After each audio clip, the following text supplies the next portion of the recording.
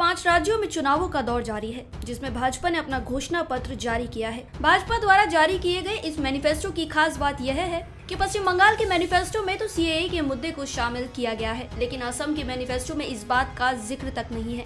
जानकारी के लिए आपको बता दें कि भाजपा ने असम में घोषणा पत्र जारी किया, जिसमें शामिल अहम मुद्दों में नागरिकता संशोधन के मुद्दे को छोड़कर 10 बड़े वादे शामिल हैं। घोषणा पत्र जारी किए जाने के दौरान असम के सीएम सर्बानंद सोनोवाल और मंत्री हेमंत बिस्वा शर्मा मौजूद थे। मैनिफेस्टो रिलीज करते हुए जेपी नड्डा ने कहा कि हमने राज्य में कनेक्टिविटी, इंफ्रास्ट्रक्चर, हेल्थ, शिक्षा और महिला सशक्तिकरण का ख्याल रखा है। इस दौरान जेपी नड्डा ने कहा कि हम वास्तविक भारतीय नागरिकों के अधिकारों की रक्षा करेंगे और घुसपैठियों का पता लगाएंगे ताकि अहोम सभ्यता की रक्षा की जा सके।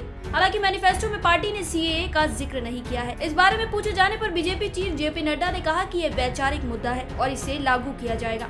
अब आपको बताते हैं बीजेपी के मैनिफेस्टो में किए गए 10 बड़े वादों के बारे में, जिसमें सबसे पहला है मिशन ब्रह्मपुत्र। बीजेपी ने ब्रह्मपुत्र नदी में आने वाली बाढ़ से लोगों को बचाने के लिए जलाशयों का निर्माण कराने की बात कही है। इन्हें नदी के किनारे पर बनाया जाएगा ताकि अतिरिक्त प्रयोग हो और लोग बाढ़ से भी बच सके। दूसरा है अरुणोदय स्कीम। गरीब परिवारों को महीने में 3000 रुपए की मदद मुहैया कराई जाएगी, जबकि अब तक यह रकम 830 रुपए प्रति माह थी।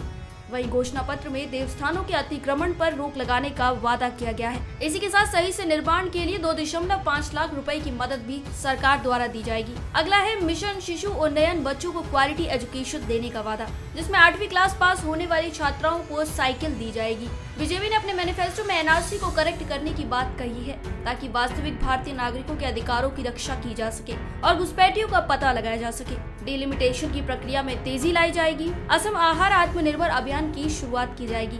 पार्टी ने मैनिफेस्टो में युवाओं को 2 लाख सरकारी नौकरियों का वादा किया है। इतना ही नहीं, अगले 1 साल में ही 31 मार्च 2022 तक 1 लाख रोजगार के अवसर पैदा करने का ऐलान किया गया है। इसके अलावा प्राइवेट सेक्टर्स में 8 लाख नौकरियों का ऐलान किया गया है। एंटरप्रेन्योर स्कूल को विकसित किया जाएगा। इन्हें सरकार की ओर से आर्थिक मदद मुहैया कराई जाएगी। इसी के साथ असम के नागरिकों की जमीन पर अधिकारों को सुनिश्चित किया जाएगा। हमारी आज की इस रिपोर्ट में बस इतना ही। मैं श्वेता चौहान, पंजाब केसरी, दिल्ली।